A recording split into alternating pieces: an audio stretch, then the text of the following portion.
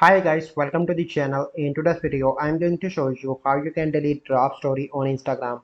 So before getting into this video, must subscribe to our YouTube channel and click on the bell icon. So the first step you simply need to do is to open Instagram application and click on the plus icon in the bottom. And here you need to click on story and click on this icon in the left bottom. And here you can see drafts, click on that. And here you can see your draft. You simply need to click on that. And then you simply need to click on this icon, and here you can see different options. The first option is delete. You simply need to click on that, and now you can see an option of delete draft. Click on that again. So this is the process by which you can delete draft on Instagram. So I hope you find this video helpful. If you find this video helpful, must like this video, subscribe to our YouTube channel for future videos. We'll see you in the next video. Thank you. Have a good day.